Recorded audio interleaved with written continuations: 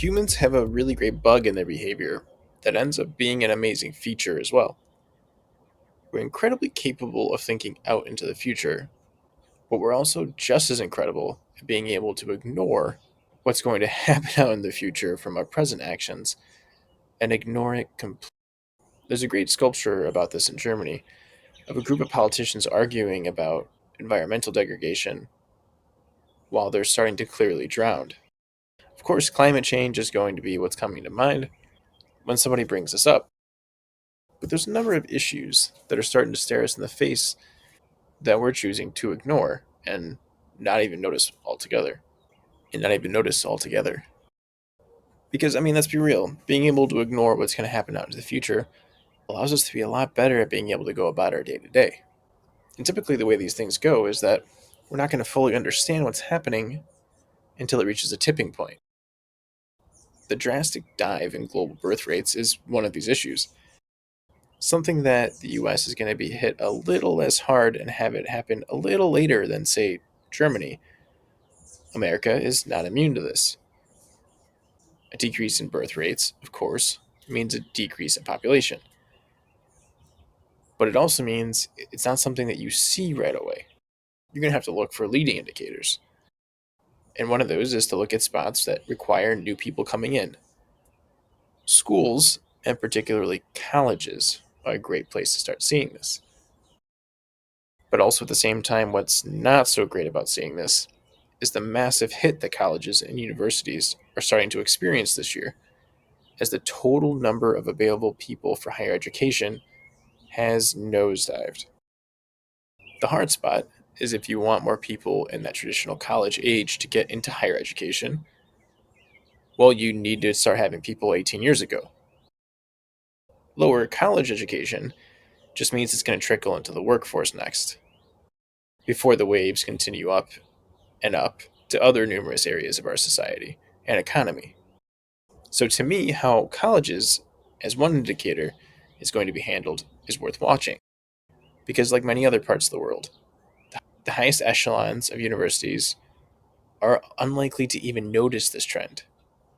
But those in the middle and the smaller ones, the ones that have whole towns that rely on them, are going to be feeling this the most. So then, how is higher education navigating this? Are they going to lower the cost? How do people feel about college getting hit this hard? What can be done? The short answer to the last one is what new market, read new demographics and circumstances of people, can higher education go after? To help me understand this, I'm joined in this episode by Jon Marcus, a journalist with a publication that focuses on higher education. Where in our conversation, we unpack the story he published, talking about how colleges are about to run out of 18-year-olds and how that's a marker for the economy. Thank you, Jon, for joining me. Thank you all for listening. And wherever this finds you on our big, blue, beautiful planet, I'm wishing you the best. All right, I gotta do that cliche thing before the episode starts. If you like what you're hearing, please follow the show on whatever platform you're hearing it through. And if you would, give us a rating as well, as both of those help keep the show going and get it found. One last thing, if you want to submit a topic for me to cover, throw me a person you want me to interview or talk with, even if you want to talk with me, or you just want to tell me how terrible of a job I did on something, check out bandwidth.productions to visit the site and drop us a note.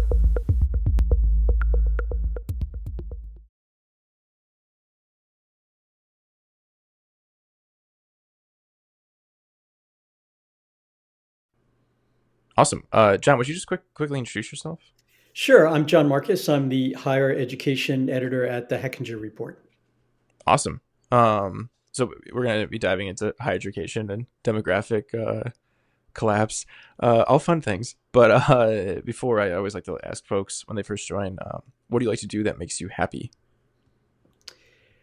I travel, and I'm privileged to do that as part of my job. I get to travel around the country and sometimes internationally to write about higher ed, meet interesting people. It's part of the privilege of journalism. So yeah, travel. Nice. What do you like about travel the most? Um, I would have previously said just meeting people randomly and talking to them because I travel for work. I typically am solo and I'll sit down at the bar to eat dinner and talk to people.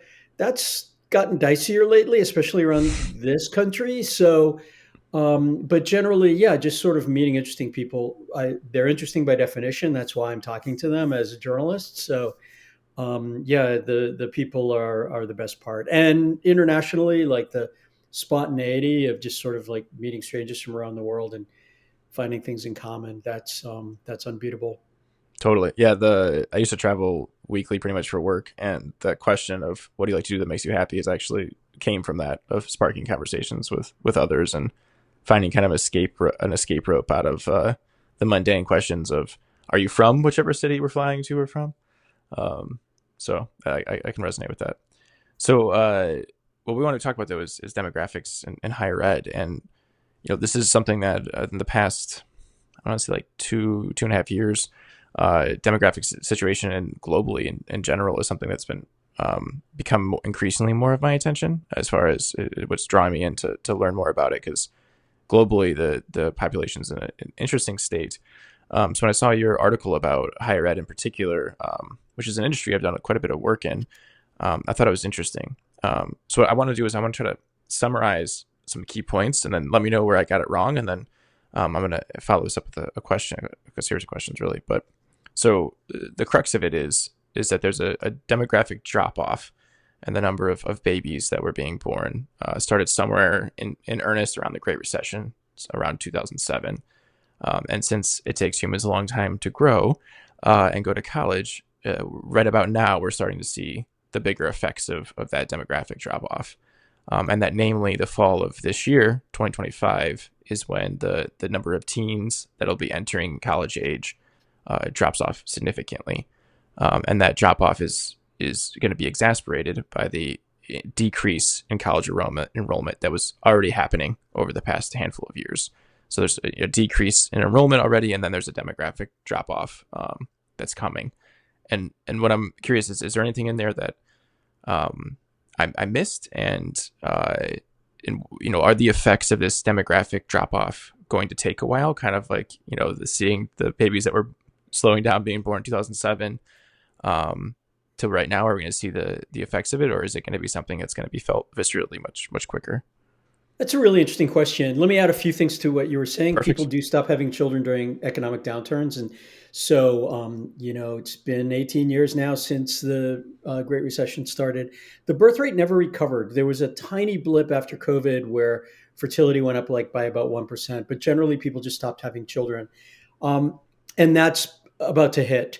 But as you say, it's compounded not only by the decline in the number of people going to college generally, about in 2016 was the peak of 70% of high school graduates went straight to college.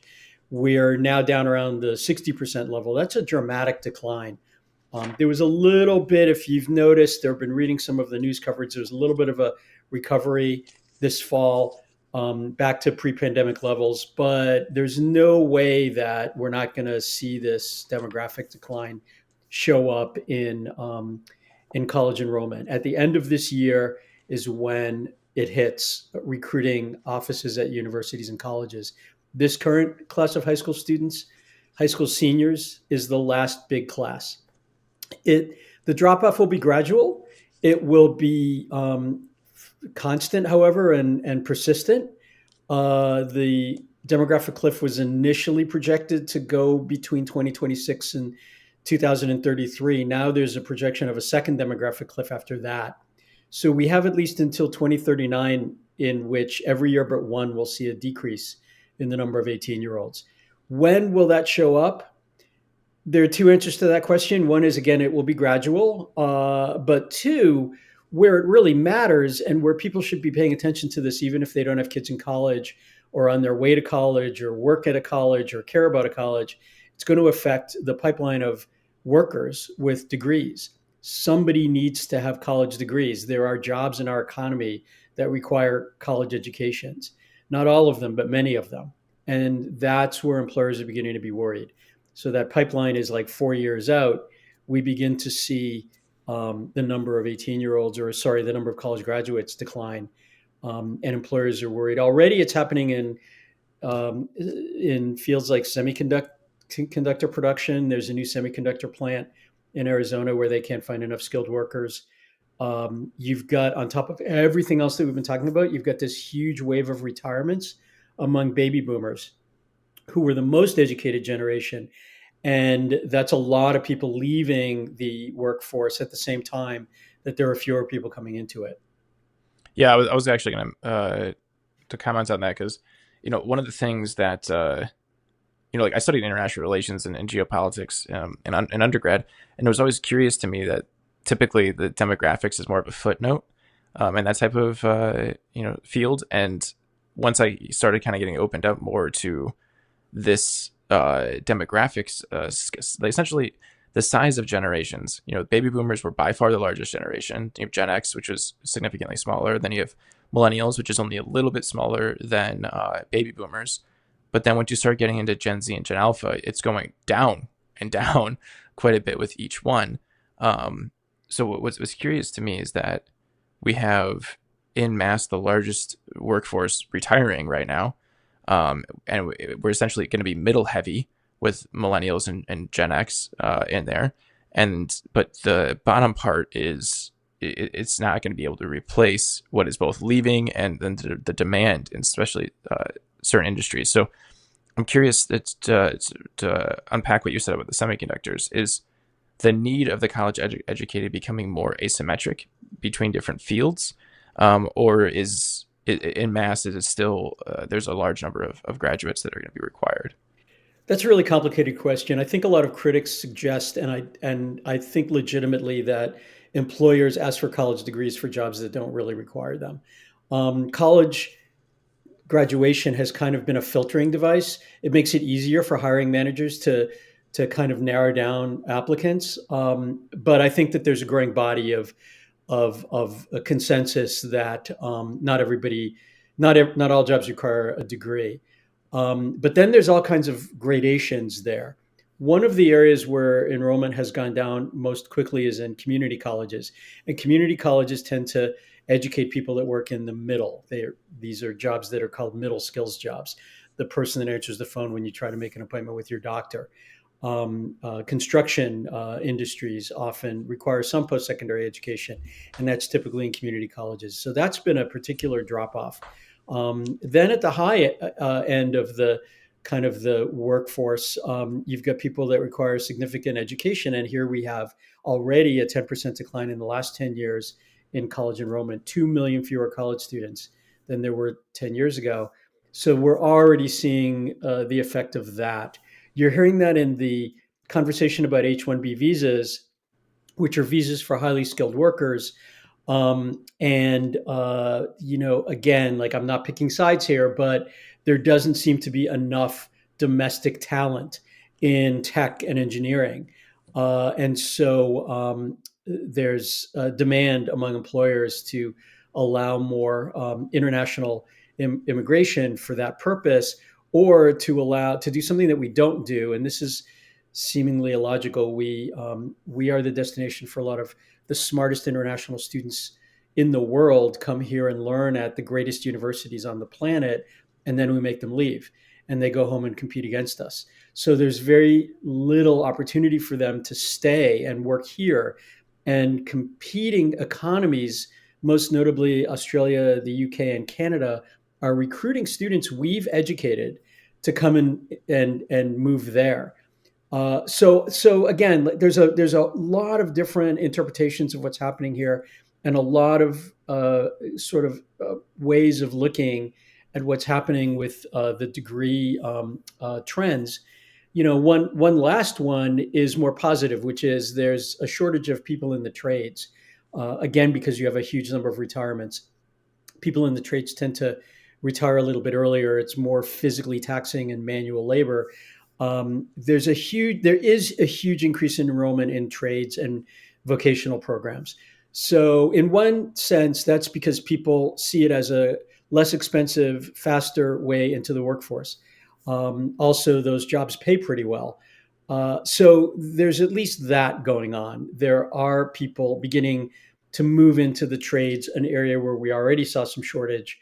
But will we see shortage in these other areas, middle skills and areas like tech and engineering? The empirical data suggests that we will.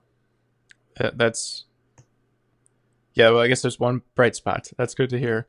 Uh, when it comes to why there's less enrollments, one of the things you highlighted, and I wonder if you would speak more to it, you put in the article, was about the perceived cultural value and the change in that in college degrees.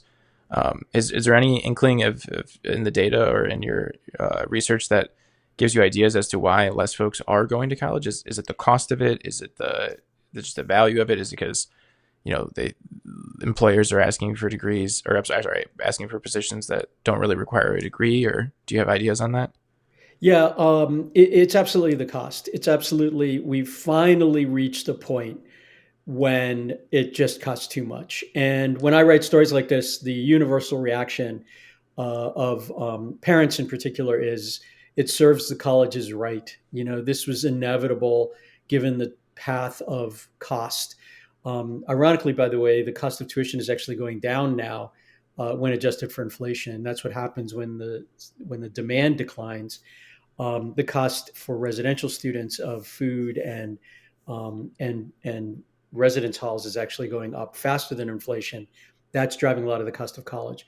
But people no longer see the value of higher education financially. They no longer see the return on investment. I spent a lot of time talking to college counselors and visiting high schools and talking to high school students who also, the college counselors in particular, tell me this particular generation of kids now in high school, they have this kind of get rich quick perception that comes from seeing social media influencers. They all think they can become an influencer and make $1 million. Or there is, I was visiting a high school in Tennessee. There was a automotive plant nearby, and boys in particular thought, why do I have to go to college? I can go just work at the automotive plant. And that's true. But when it comes time to get a promotion and you don't have a post-secondary credential, you're kind of stuck at that same job. So there's a problem with that too. So the number one reason I think is the return on investment. Another sort of growing reason that people say they're not going to college or significantly say they're not sending their kids to college is the kind of the degree to which colleges have become a target in the culture wars. We also hear this a lot from parents that they don't want to send their kids to college because they think that their kids will be indoctrinated by woke faculty. Um, Obviously, this is continuing to play out. It's being amplified. It's been very effective. Universities and colleges have been extremely bad at responding to it. They've been really tone deaf. They don't know what to say. I will tell you again, as a journalist, based on facts and empirical data, that 18-year-olds are not being indoctrinated by university faculty. They're 18. They're already liberal. And there are surveys of incoming freshmen, one in particular, produced by an institute at UCLA. It's a national survey they do every year that finds that 18-year-olds, before they step foot in a classroom, believe in reproductive rights, gun control, a lot of these areas. The indoctrination issue may or may not be as portrayed. I will tell you one other thing that in my coverage that has surprised me, uh, but that does make sense, is it's actually not liberal students that feel canceled in colleges and universities. It's conservative students in particular that feel uncomfortable expressing conservative points of view in a classroom. Liberal students feel more entitled to call out a faculty member or report them for something that a faculty member might say in a classroom. So there's a lot of that going on campuses too. That is probably kind of counterproductive to the idea of having an open and robust, education.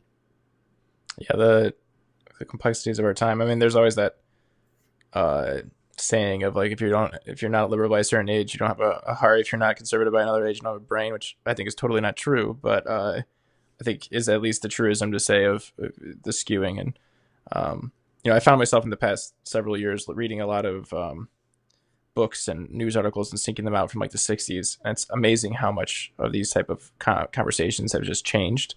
I would say that the nuances and dialogue and the vocabulary being used is become much more watered down.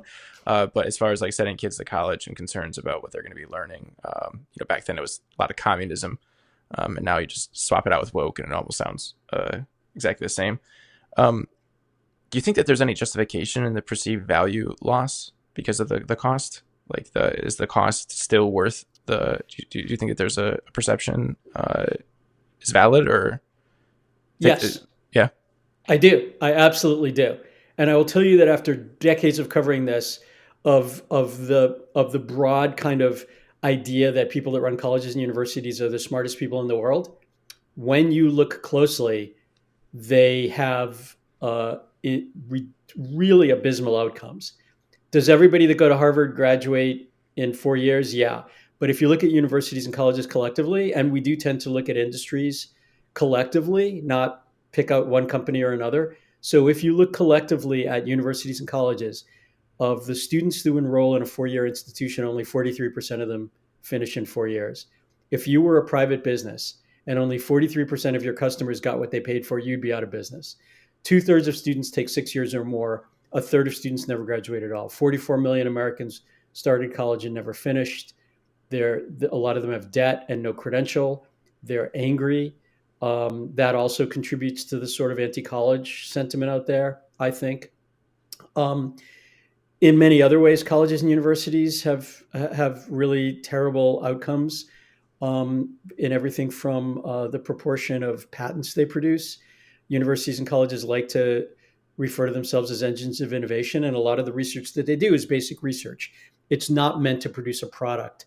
But of all the patents in America, the proportion that come from universities and colleges, the engines of innovation, 2%. Of all the startups, 1/10 of 1%. Endowment returns. There's always conversation about endowments. These universities have so much money. Why don't they use it to make college free? Let's tax it. We're hearing a lot now under the new presidential administration about taxing endowments or going after universities that have large endowments of $1 billion or more. In fact, returns on endowments underperform the S&P 500. You could just randomly invest your endowment funding and make more money than universities are making, while they are at the same time spending tens of millions of dollars on management fees. So are universities well run? No, they're not. Wow. Yeah, maybe they should just be taking a look at Norway's sovereign wealth fund, because they seem to be doing a great job. Uh, wh- what can colleges do to kind of circumvent this? Because I mean, I think something else you had mentioned is, like, last year one college closed every week, and I would imagine that the pace of that is going. And I mean, just you pick so many small towns across the U.S., and the engine of that town is a college or a university of some type. And I mean, not all of them can survive just from the numbers of people that we're losing here. But are they, one, are they doing anything to stop it? My question I had to you was about endowments, on if endowments can save some of them, or if that's gonna even help. And what's the economic hit that we're going to start seeing in some of these towns, which also you'd mentioned a lot of these universities are already running negative balances, and there's going to be many more very quickly. Okay, so a lot of answers to that question. Cool. Yeah, there's an economic impact on small towns. Um, but one that I learned, actually to my surprise, I visited a small town where a college closed. The college was literally at the end of the main street, it was laid out like a T, and at the end of the main street was this beautiful old red brick college with white trim, closed. Obviously, hurt the town, hurt the businesses, hurt the property values. But what I learned visiting there was that the most important impact was that this town had drawn young people. The college, sorry, had drawn young people to the town, and that pipeline stopped.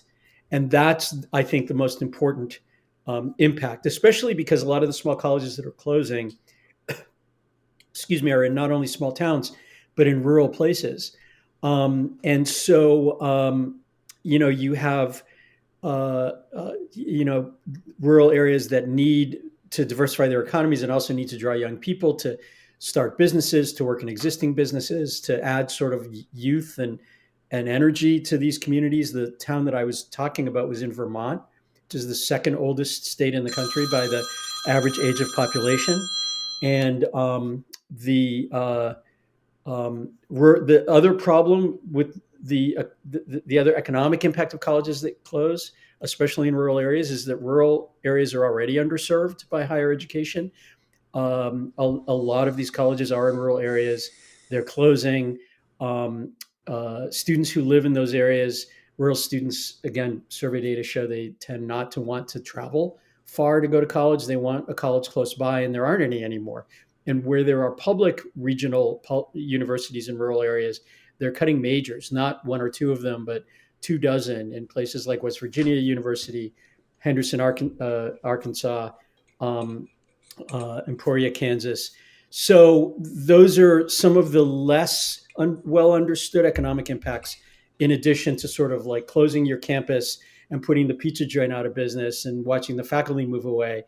There are much broader effects of these closings. Interesting. And what are or what can universities do? Both the small ones and then the large ones. Like there's some interesting data analysis of it. I think it was Stanford, where they have such a large endowment, they could give everyone tuition free, and if they're at their current trajectory, they can continue going. Obviously, that's money coming in, not necessarily profits they're making, as you pointed out.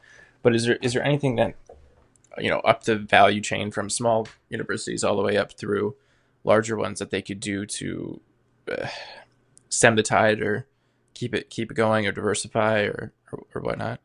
Yeah, the endowment conversation is usually met by colleges with the argument that endowment contributions are typically for a specific purpose. So somebody gives you money for a science building or to support a dean, endow a dean, the chair for a dean, and that they can't just dive into their endowment and pay off their debt or do anything like that. They actually can, and some of them are, when they find themselves in a kind of a financial emergency. They can get permission. Typically, they have to go to court and get permission to tap into their endowments, which some of them are doing. One small college in Pennsylvania just this week, as an example.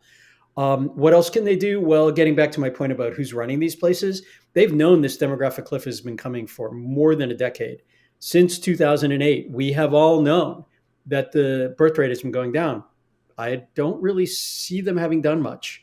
The pandemic kind of exposed how vulnerable they were, but it also saved them in a weird way because they got billions of dollars of federal taxpayer money in emergency funds. That's why you started seeing colleges closing at a rate of one a week last year, because the money ran out. And that kind of some of them survived longer than they otherwise would have because of the emergency money. The What other solutions are there? There are three other markets universities can tap into. One is graduate education, one is international students, and one is older than traditional age adults. The market for international students is also very fragile. During the first Trump administration, the number of international students declined by about 12%. Obviously, it got killed by the pandemic. It's rebounded, but again, survey data by organizations that recruit international students to come to the United States. They've been doing surveys of prospective students abroad who are saying they don't want to come here. I guess I can't really be surprised by that. So that will hurt colleges and universities.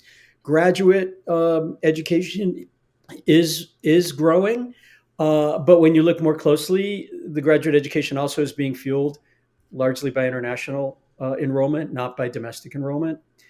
Universities and colleges have used their graduate programs to subsidize their undergraduate programs. Graduate students can borrow through federal programs an unlimited amount, whereas undergraduates have a limit. So a lot of the student loan debt problem that you see is because of graduate study, not undergraduate study. So there's also people are beginning to sour on graduate study. They don't think it's worth it. I just read a study this morning that I really should get a life. Only 58% of the of graduate students graduate. So that I think if they're hoping that's going to save them, I think they should be worried. And the third potential market they could tap into is older adults. Older adults are among those 44 million people that I mentioned earlier that have some college and no credential. They're mad. They don't want to go to college. They already tried it once, and universities and colleges are trying to recruit them. Once they recruit them, they need to support them, but they don't have daycare centers. The number of daycare slots at colleges and universities has actually been declining. The offices aren't open when older adults can go to them. Older adults often have families and jobs. The courses aren't taught when older adults can take them. Financial aid isn't available for older adults. So again, like, are they really paying attention? I think what will solve this problem is the market, and that's a sad way of solving it. We are oversaturated with colleges and universities, and a lot of them will close, and that will sort of even out supply and demand. But it will also cost us a lot of colleges and universities that do important work and serve underrepresented groups or people in their communities. We're going to see a lot of them closing. Harvard and Stanford aren't going to close. Michigan and Penn State aren't going to close, but a lot of smaller places will. Yeah, it, one of the things that I had like an epiphany after I got through college is, I was like, oh man, I went to state school and I got a really great education that was kind of asymmetric to what I was expecting for how much I paid. But the one thing that kind of hit me once I entered the workforce, and I'm looking left and right, and everyone either had some Big Ten school or Ivy League school or some of that caliber, was you pay for the network at those schools, not as much the education. You get a good education, I'm sure that you do, but it's the network of people that you come out of it that you pay for. And those universities, because of that network, is most certainly going to get propped up, and the prestige, obviously. The number of people in high offices that have gone to a handful of schools within, a 150-mile radius of DC is no surprise, right? But it's the rest of the places that you're able to get somebody skilled trade. And the asymmetry of graduate school costs versus graduate school costs is, I'm not sure if it's one that's entered the zeitgeist yet. But I mean, I have a very close friend who's an eye doctor, and his loans are crushing. And he's highly skilled. He it's not like he did anything that was what the other side of the arguments of saying of, oh, you went to too expensive a school, didn't need to do that. It's like, well, no, he did everything the way that it should have been if you're looking at it on paper. But the cost of the education is just so high.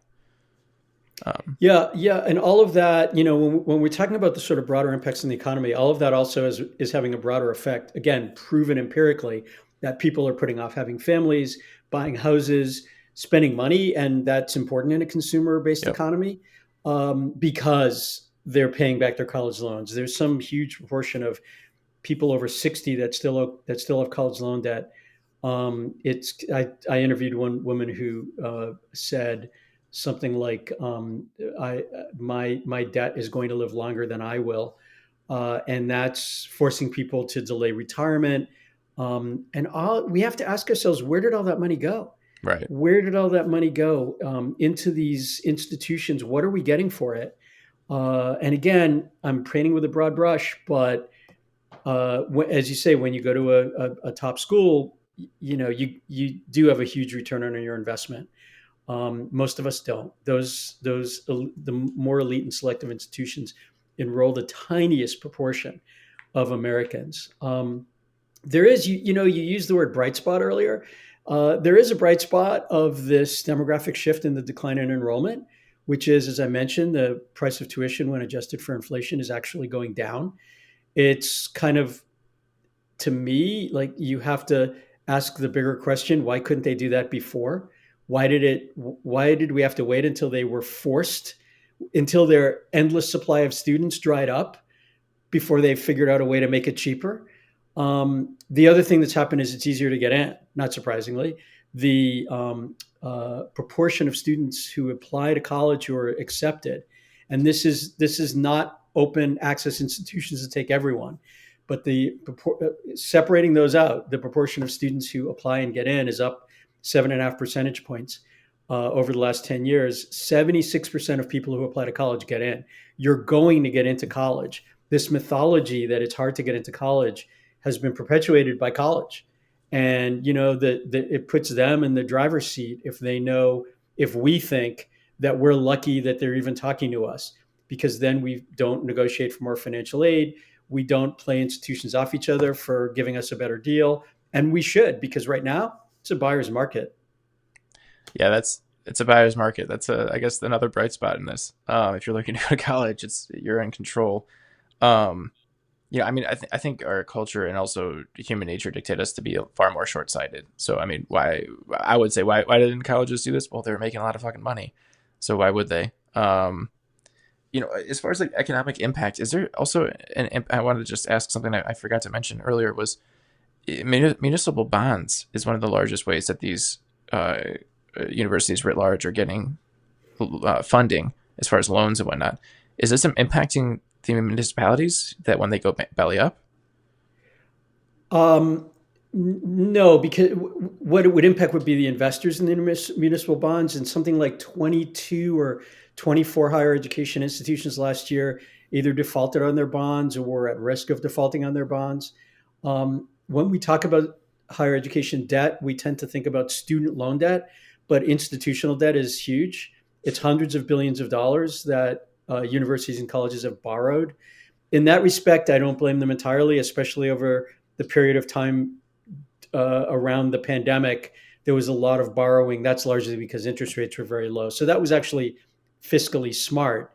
But less fiscally smart is the degree to which they're now relying on that debt, because servicing the debt is extremely expensive, and Yeah. that cost is an operating cost that's passed along to students. Universities will disingenuously say, "Well, capital spending and operating spending are different, but it's still money, and it still has to come from somebody, and it's typically coming from students." So that's another area. So when you talk about how we fix this, that's a really big problem. And it's not just enrollment that universities and colleges have to worry about. It's deferred maintenance, which is $997 billion, some huge amount of money in deferred maintenance for their existing facilities. Almost a There's, trillion. I believe it's almost $1 trillion. That's That's a crazy. Moody's. I'm going to check that while we're talking. But yeah, there's um, so there's that. It's $950 billion. Moody's says universities need to spend to on maintenance and renovation. So they have that problem. They have the problem, if they're public, of pension funds. Their universities and colleges are labor intensive. They have a lot of people that work there, and many of them make a lot of money. And so if they're public, those people all go into the pension system, and somebody has to pay that. So it's also true, by the way, that people that are highly educated live longer. So we have a lot of people that are going to live a long time that are collecting pensions that universities and colleges, in many cases, in many states, have to pay a portion of that. So they have this debt, they have deferred maintenance, they have pension liabilities. So there's a lot the balance sheet isn't balancing. Yeah. Well, it's quite a pickle. yeah. Uh, What were you saying about bright spots? yeah. Well, I think there's still a bright spot. I think if you're looking to go to college or you have a kid that's looking to go to college, you might be able to get quite a deal. That's true. If you or even if you delay, I mean, you know, I I did work for a major university system, going on almost a decade ago, actually. And I won't say who it is, but it's one of the largest university systems in the country, and they wanted to redo the way that they do higher education to move away from long degrees and more to atomic learnings, as they were saying it, because they saw this coming of people wanting to, or less likely to come into the university to get a long 4-year degree, and instead let's do certification programs, maybe even go non-accreditation to make it cheaper and whatnot. And I see such a market opportunity from what you're saying of doing more of that. I just think that the ship that is this large institution, large institutional complex, essentially, it's going to take forever to react and change to it. And I mean, once again, to human nature, I think until our back is up against the wall, we tend not to want to make quick decisions or to do things that are going to essentially burn up something that's existing in order to build something new. Well, and if you talk about willingness to change, I know of very few sectors other than maybe the Catholic Church where it's harder to change than higher education. There's an old a chancellor once told me He said, "How many faculty does it take to change a light bulb?" And the answer is, "What do you mean change?" So you have a lot of resistance to change. Now, I have begun to see that change because faculty, young faculty in particular, are seeing their friends at other institutions get laid off or their institutions Right. close. So I think they understand it to be more of an existential question than they were willing to admit a few years ago. Yeah, and I also think, the complex, the system of higher education was built up in I mean, it's kind of like in a lot of ways economics, where you're expecting constant growth always, but nothing can grow continuously at all times, right? Like things can scale, but then there's consequences to scaling, which scaling laws in the science of complexity are showing that quite well. There's a few things that can buck that trend. Institutions, companies, there's certainly not one of them. So I wouldn't imagine higher education to be either, especially when the inputs and outputs of it are not as simple as dollars or whatnot. What's the reaction been to your article? I was curious to end on that. Yeah, no, I'm glad you asked. Huge outpouring from parents. Again, with that sentiment that I shared earlier, it's their own fault. Colleges did this to themselves.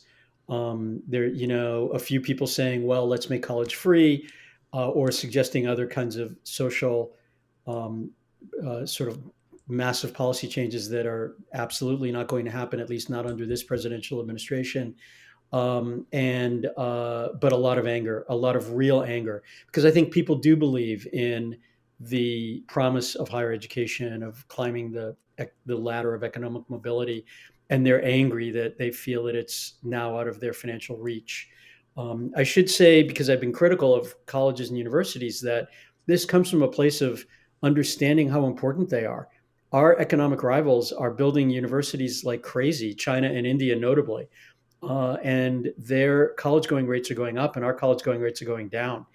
And so, this is going to hurt over time, and we do need to pay attention to it. There are people who make arguments about the decline in higher education enrollment affecting national security. I think they're right. I want them to succeed. We need them to succeed. We need them to be paying attention. And so far, I haven't seen a lot of indications. Again, there's some innovation going on in higher ed. There's not a lot of it that I see at a scale that can solve these problems, but we need a lot. We need a lot more. Interesting. I used to work with this really great creative director, and when we'd be doing something with clients, he would ask this question, and I hadn't thought to ask you it, but I want to ask you it, which it was, if I gave you a magic wand and you could fix this, what would you do? I think we need to reconceptualize higher education. I think we need to understand what makes it work, which is often a smart, well trained person, trained in part, by the way, in teaching, which interestingly we don't teach faculty, future faculty or prospective faculty. PhD programs don't teach how to teach, but teaching in a classroom is very effective, much more effective than online higher education. Um, Preserve that model without the um, layers of bureaucracy, the layers of administration that have, I think, affected or increased the cost and slowed down the pace of reform. I think there's a lot we can learn about that. The other thing is, and it's not entirely their fault, but universities and colleges over time have evolved into being expected to do everything. So a university is not just a place where people teach. It has it has dining halls, dorms, security, sustainability offices, athletics. Um, I visited some universities in the UK that charge students a la carte. So if you don't want to use the gym, you don't have to pay Mm, for it. If you don't want to use IT, you don't have to pay for it. Right now, we bundle everything together and we make you pay for all of it. That model has been perpetuated by the fact that although a lot of people, I think, believe that universities and colleges only break even on things like dorms and dining and bookstores, a lot of their revenue actually comes from what they call auxiliary services, Right. which are those things. So even though tuition is going down, room and board is going up 14 percentage points above the rate of inflation because they need to make money off of that. So unbundling those things or just sort of like refocusing on what is the purpose of a university. I mean, we all in our communities have beautiful campuses with red brick buildings and ivy growing up the walls and green lawns. It would be a loss to not have those, but they're really expensive. They are a really expensive way of teaching someone how to be an engineer, and so that would be my magic wand. Will it ever happen? No, but that's why we call it magic. Yeah, exactly. I always find interesting answers that, there's a really great, I work often with companies that are trying to transform or make more money, or startups that are trying to get off the ground. And um, I mean it to be funny, just so that people will learn, because I feel like humor is a great way of doing that. But there's an episode of 30 Rock where Alec Baldwin's character, has this idea to make a microwave that works in the shower. And he gets a green light on, and everyone's really excited about it. And they get together, and over the course of the episode, they end up building a Pontiac Aztec, which, if anyone doesn't know, it's one of the ugliest and most failed cars that ever was existed. And I bring it up because it's a great example of core competencies. Often with clients, they have all these grand ideas and things that they're trying to work on and things they're trying to do. And the question I always come back with first is, well, what is your core competency? Like, what are you really good at? What distinguishes you from your competitors? What makes it so that your company can thrive? And are you building a shower microwave, or are you ended up building a Pontiac Aztec? And what it sounds like is a lot of universities have strayed away from that. And I think demographics is part of the reason that happened. Is if all these other colleges have it, and you have to compete for students, and those other ones are growing and they have all these amenities, well, maybe you want those amenities. And now it's almost like demographics are flipping that, where it's, well, now you got to be smarter with how it goes, because you have less people to compete with, and it's going to be highly more competitive. So I have a corollary to your great example, which is that we talk, or people talk, policymakers talk about lowering the price of higher education with one word, and that word is technology. But it's not lowering the price of higher education. Right. I'm working on a story now that online higher education, presumably, you have economies of scale. You have one faculty member that can teach infinite numbers of students. In fact, this will blow your mind. 83% of online programs in higher education cost the same as or more than having a brick and mortar class. So it has not worked. There are some ways we can use technology, AI advisors, AI teaching assistants that can answer the simplest questions. And I'll tell you, I'm an adjunct at a university, and sometimes my students ask very simple questions that a robot could answer. But it hasn't worked. Higher education is managed to become less productive when you look at the number of customers served versus the amount of labor. As far as I can tell, the only industry that has managed to become less productive over time is higher education. I'd be interested in the online universities. What's the spread of that is owned by private equity? Yeah, so for-profit colleges in particular are largely online and largely very expensive, but so are nonprofit and public Interesting. colleges and universities, charging a lot more for online higher education. One of the reasons for that isn't that there aren't economies of scale, and isn't that it doesn't cost more. It's that they worry that, and again, this isn't me, this is research into this subject, that if they lower the price, people won't think the program is as good. Oh, So, yes. so it's like the price prestige connection. It's the Chivas Regal effect, and that's what's going on out there. And that 80% of Americans in a survey say online higher education should cost less. 83% of online higher education actually costs more. And so, how do you do that? How do you manage to do that?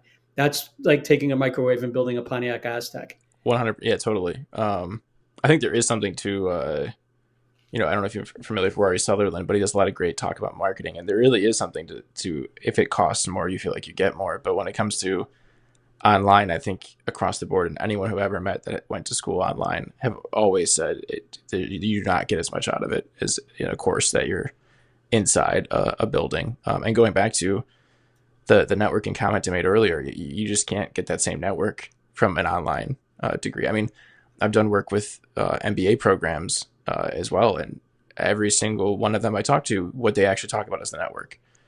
Is the degrees and what you're taught there and the way they do the curriculum, does that matter? Yeah, of course, but it's who you're able to call up either for them to get more students or for you to get a job afterwards that matters. And online just doesn't have that. Jon, thank you very much for writing the article and for taking the time. I appreciate it. Is there anything else before, I'll pause it and we can wrap, but if there's anything else you wanted to mention while we're still here? No, I think we covered a lot. We solved it. I think listeners should get a degree for listening just to this episode. How about a certification? There we go. Make it more atomic. Great. Well, thank you again. My pleasure. Thanks for having me.